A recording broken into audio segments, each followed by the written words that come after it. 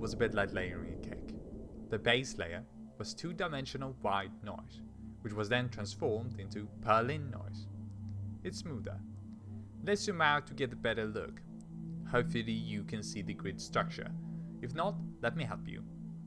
In fact, Perlin Noise is created by placing random vectors at the intersection of the grid and then interpolating in between them.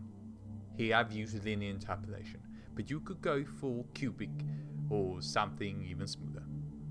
But let's head back down to see how we layer the rest of the cake.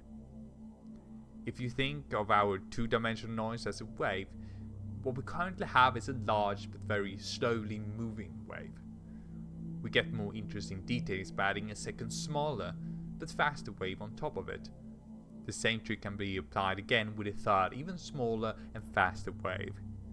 Simply by adding them together, we get a more interesting looking form. Let's apply this technique. We start with one layer and then add another one on top.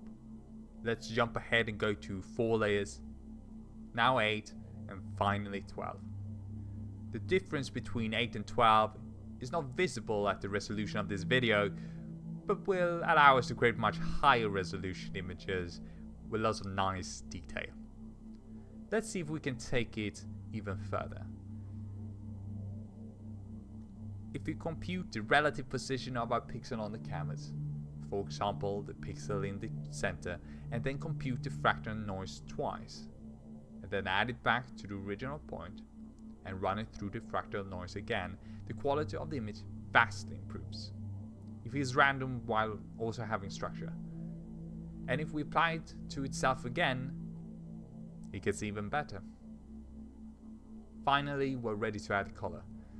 The idea is to use 3 cosine waves for the red, green and blue components. Over time, this will then shift at different rates and we will get beautiful gradations. Done. Now, to be perfectly clear, this video has a lot of simplifications. If you want to understand all the details and see how I created the animation at the intro, you should head over to my Git repo where you will find the source code.